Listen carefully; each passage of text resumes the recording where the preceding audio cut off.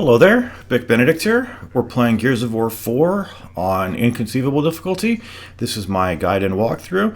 We're doing the solo campaign through the game on the hardest difficulty, well, the new hardest difficulty. And the actual name of the difficulty, the character length, is why I am unable to put the chapter names in the titles for my videos. I would love to put the title names in the videos. I know I could remove the word walkthrough and just put guide, and that might fit it in, but it just turned out to pass that I would rather just put guide/walkthrough to attract more attention, and just not be able. I would love, in a perfect world, I would love to be able to put the chapter names, but a shorter difficulty name would have enabled me to do that. So, speaking of fairly short things, this chapter is a succinct one. It's got fairly placed checkpoints. And the first section over here is not very friendly to the player because of the look at the cover. I mean, you've got cover to the left that you can go over, but foliage is in your way. And if you decide to go behind one of the pods, those are destructible. And when they get broken by the enemy, you get stunned. And in most cases, 9 out of 10 times, a juvie will jump out. So it's a lose-lose situation. Like it's a bad fight. Like the first half of this fight. Second half is a little more fair. And you might be wondering, like, what in God's name are you doing? Why are you chainsawing the pods? I'm just preemptively destroying them because, in my experience, now that pod didn't have an enemy in it, I don't think.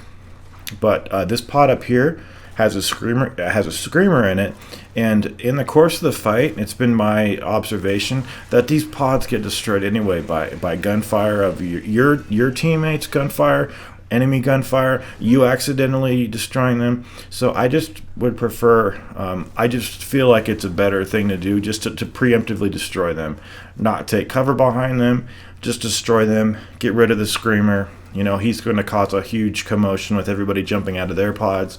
So when he does that, just do a 180 back the way you came, and then safely kill, everybody that you can until it allows you a safe opportunity to push forward. Then you want to go to about this location.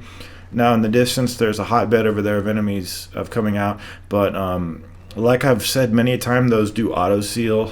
And if one of my teammates destroys it before it auto seals, then so much the better.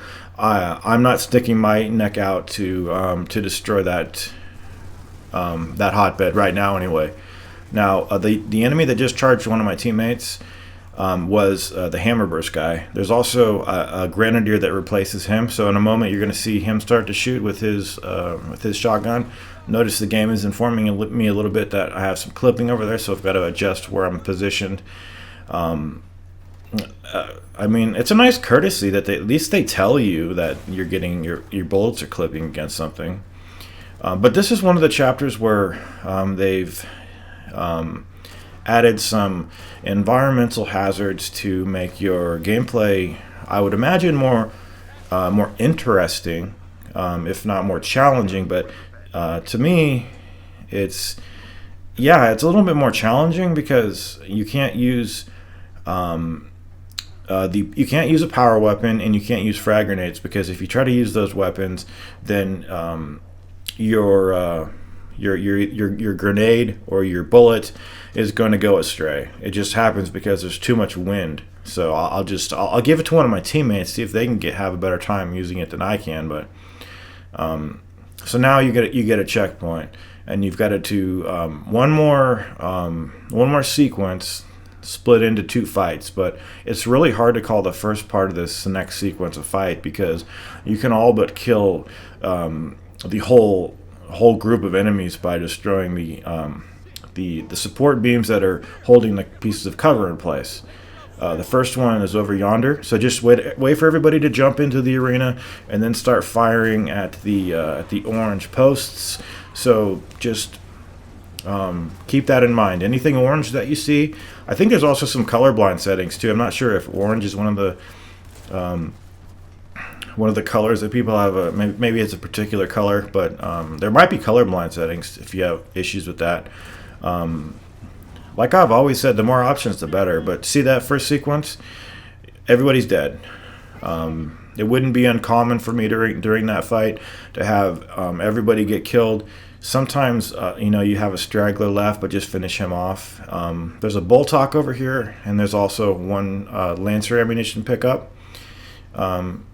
Okay, so that's the first phase. You don't get a checkpoint, but, look how easy that was. Not very hard. Now, the next part, I guess you could divide it into two parts, the lower part and the higher part. Now, this first part, which is the lower part, quite simple because you can do the same basic thing that you did before, where you use the all the refuse that the orange pillars are holding to completely destroy all the enemies. So I don't think anybody gets away unscathed on this lower portion. Now on the higher portion, you've got a hotbed, you've got enemies with a height advantage. Not with a literal height advantage, but they've got higher ground than you. So we just need to do one. Holy shit, that was all of a sudden, wasn't it? So just let your health regenerate, push forward, and now we have. See this part. This part's a little tough because over to the right, I've been killed twice by an enemy that. I thought he was dead, and he actually was dead, but he got replaced by another enemy. So I thought it was something strange going on, but it was just a normal thing that happens. Enemies get replaced by each other sometimes. So now what do you do? Well, you can mantle up there at your own risk. Be careful though. Be really careful. You can try going to the right. And go for it if you want to. Just be careful, though, because you're going to have to clear at least 2 enemies to the right. I'm not sure what they use. I think most of the enemies in this game use hammer burst. See that guy over there? I'm not sure what he was using, but yeah, it's these guys over here. I don't know what he has. Probably look kind of like a Lancer. But I have to say, and that guy might have had a long shot. I'm not sure what he had, but just be on the lookout for any pieces of cover that can be blown to the wind. What I have to say, I have to give this to the game's credit. When you want to be in a particular spot and one of your teammates is in that spot, pressing up against them makes them get the hell out of your way. So as much as it could be frustrating with quote unquote enemies stealing your cover. Oh, by the way, when the tree gets knocked over. You could probably make a run for it, but on this difficulty, you're never going to get away with it. See, here's his replacement right over there. That might have been a third guy in point of fact. So there we go. Now probably we can proceed without anybody getting replaced. But I've been killed many times to that area over there, specifically that guy. But I have to say, the coalition, they do a good job with, because they've programmed it very well. If you're pushing up against one of your teammates, that means you want to get your teammate out of there. You want to be where your teammate is.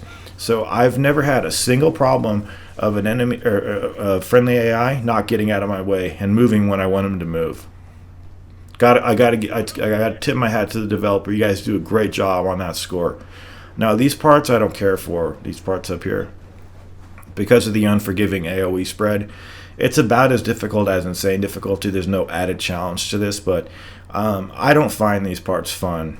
They just, I probably will never really have a decision about should you roadie run this or should you just go really slow.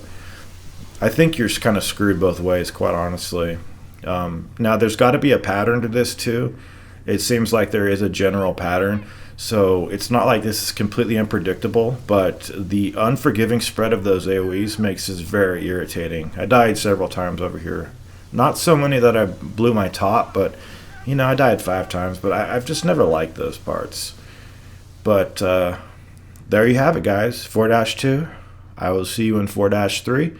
I hope you've been taking care, and I hope you continue to do so, and I will try my best to follow suit. Take care.